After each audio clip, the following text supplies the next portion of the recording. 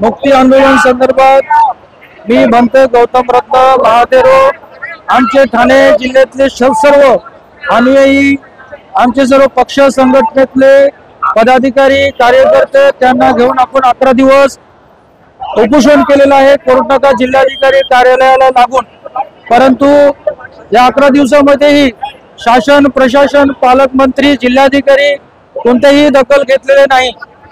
त्यामुळे आपण आज या ठिकाणी विराट हा महामोर्चा काढलेला आहे आणि या महामोर्चाच्या माध्यमातून आपण शासनाला जिल्हा शासनाला आपण जागा करू इच्छितो। यापुढेही जर ते जागा होत नाही आणि महाबोधी महाविहारचे प्रबंधन बौद्धांच्या हाती देत नाही आणि बीटी ऍक्ट काळा कायदा रद्द करत नाही तोपर्यंत हा आंदोलन आणखीन प्रखर होणार आहे। हा आता जिल्हास्तरीय चालू आहे, त्या अगोदर आपण तालुका स्तरीय केलेला आहे, त्यानंतर कोकण स्तरीय जाईल, विधानसभा सुद्धा घेराव होऊ शकतील।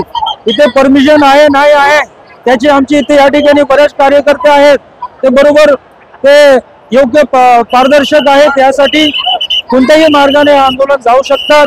म्हणून बौद्धांना न्याय द्यायला पाहिजे लवकरात लवकर।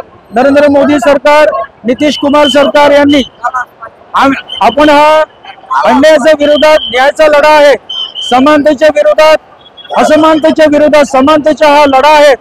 आपण अन्य कुणाचंही हा धार्मिक स्थान हिसकावून घेण्यासाठी आंदोलन करीत नाही आहे। बौद्धांचं भगवान बुद्धांचं संबोधी स्थान सुरक्षित ठेवण्यासाठी आंदोलन आहे।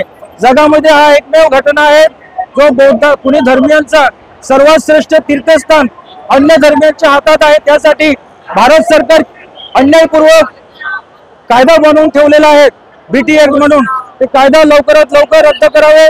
भारत सरकारचा हा नाव संपूर्ण विश्वामध्ये खराब होत चाललेला आहे, लवकरात लवकर त्यांना नाव सुधारण्यासाठी सुद्धा एक अवसर प्राप्त होईल आणि बौद्धांना सुद्धा या माध्यमातून न्याय मिळून जाईल। तरी नितीश कुमार सरकार मोदी सरकार लवकरात लवकर याबद्दल निर्णय घ्यावा। महाबोधी विहार हे मुक्त करा, 1949चा BRT ऍक्ट रद्द करा ही मागणीसाठी आज हा मोर्चाचं आयोजन झालेला आहे। हा मोर्चा लवकरात लवकर आयोजनाच्या माध्यमातून महाबोधी विहार बुद्धांच्या ताब्यात मिळालं नाही तर उग्र आंदोलन हे देशभरात करण्यात येईल। या संपूर्ण मोर्चामध्ये सर्वच समाजातले सर्वच धर्माचे लोक सामील झालेले आहेत, त्याबद्दल काय या मोर्चामध्ये सर्वच समाजातील लोक नाही, समाजातील लोक बहुजन समाज नाही आहे पण बुद्ध समाजातले लोक जमा झालेले आहेत। तर या मोर्चाचा पूर्णपणे हे नाही झालं तर पूर्ण महापुरचं आंदोलन आहेत ना मग